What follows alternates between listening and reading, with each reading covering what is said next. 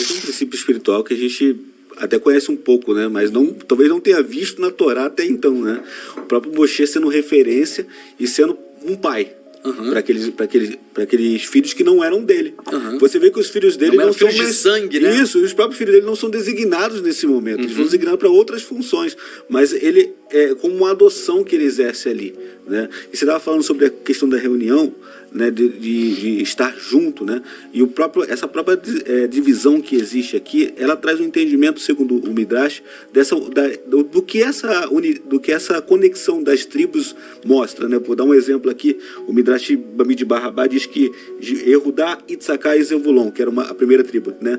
Yehudá era a tribo do leão, a tribo da liderança. Então Yehudá, ele tinha um aspecto de líder, né? A característica de líder. Já Issacar era aquela tribo do ensino. E Zebulon é a tribo do negócio. Então, fazia os negócios para produzir, para suprir a necessidade daquele que ensinava. O que ensinava ajudava aquele que liderava, dando uma orientação. E o que liderava dava uma ação mesmo. Então, isso dentro de um aspecto congregacional, você vê que cada um tem o seu devido lugar. E se nós nos unirmos, eu vou precisar de você do seu lado. Talvez eu aqui, estudando, preciso saber um pouco mais sobre ciência, sobre biologia, que vai me trazer uma luz melhor sobre isso aqui. Então, essa conexão das tribos forma que cada tribo tinha uma conexão que se unia a ela com um propósito específico do Eterno, de suprir uma necessidade, de ajudar em determinada maneira, né? A tribo aqui em Dan, mais ou menos, estava falando que a Asher ajudava Dan a não se entregar a uma idolatria, né? Que Dan tinha aquela questão de ser mais voltada a essa Avodazará e tal, então trazia ele de volta. Então cada uma dessas divisões tem um propósito, né? Tem um propósito específico. Talvez para nós, antes, o Roxo falou isso, a gente passava despercebido, dividiu aqui, mas essa tribo... Não, quando você olha de um aspecto, tem até uma figura, a gente não tem como mostrar aqui, mas é uma figura que você olha do alto, né? Você vai ver a tribo na frente, as tribos que ficam atrás, a do leste, a do oeste, o Miscã no meio, e Levi ali protegendo. Isso é uma visão maravilhosa, né? Eu fiquei lembrando de Bilam, porque Bilam viu essa questão do alto do cume do monte. Então você pensar num cume de um monte, você olhar para baixo e ver Israel reunida, como você vai proferir palavras contrárias a esse povo se eles estão totalmente organizados e protegidos, né? E isso traz a nossa vida, traz uma reflexão sobre nós. Quando nós nos aproximamos da palavra, estamos totalmente protegidos por ela, servindo ao Eterno com todo o nosso coração, com toda a nossa força, com todo o nosso entendimento, nos dedicando de uma maneira real, não de uma maneira fictícia ou uma maneira ilusória, ou apenas dizer que servimos ou que estamos presentes. Esse não é o propósito da Torá. O propósito não é trazer você a uma realidade fictícia, algo que você ilusório, não, algo real, apalpável, genuíno, verdadeiro, algo que que pessoas olhem para a sua vida e vejam uma mudança, vejam uma transformação, vejam um aspecto de vida diferente, uma dedicação diferente. Isso só a palavra traz.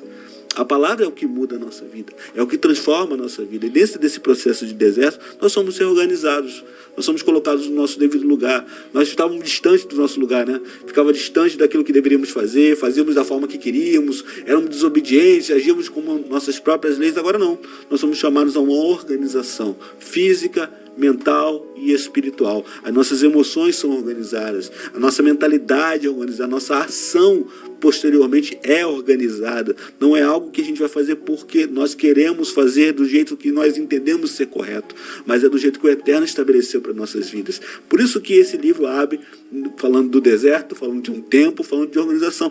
Ele está dizendo claramente para a gente, olha, tem uma forma, tem um jeito, tem uma ordem. E se eu não me engano, as 3 últimas porções falam de ordem, falam de organização, né? Uma organização de leis, de estatutos, de mandamentos, e agora dentro de uma organização física, ou seja, você recebeu, está na sua mão, está ao alcance dos seus olhos, como a gente fala aqui, nós podemos cumpri-la, é possível cumprir essa palavra. Agora organize a sua vida para vivê-la.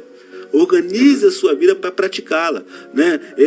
Mude a sua cultura de vida, né? Você que agia de uma certa maneira em relação ao Shabat, você vai começar a pensar de uma forma diferente, lutando assim com a sua dificuldade ainda, com a sua limitação, mas buscando, olha, um dia eu vou cumprir de uma forma real, um dia eu vou cumprir apenas o desejo de estar almejando essa realidade, vai te impulsionar a viver a bênção do Eterno para que você cumpra os mandamentos, né? Agora, se você não tem isso dentro da tua vida, se isso não é real, se não arde dentro de você essa chama, esse desejo, essa vontade de viver a palavra, meu irmão, isso aqui vai ser só uma letra, né? Vai passar só de um texto, não vai ser nada, não vai mudar a tua vida, né? É uma letra que você vai ler, como muitas vezes nós lemos, e passam despercebidos certos mistérios, certos segredos que eles estão, e vai passar, não vai ser real para você. Mas se ela for real, você vai condicionar a tua vida dentro dessa realidade, ela vai vivificar a tua vida, ela vai reanimar a tua vida, ela vai trazer o teu espírito à vida novamente, né? E esse é o propósito da palavra,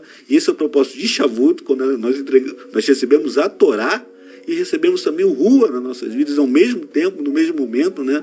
A gente vê que os discípulos estavam reunidos ali, celebrando a palavra, celebrando o recebimento da palavra. E agora eles foram presenteados, podemos dizer assim, pelo sopro do Pai sobre a vida deles naquela reunião.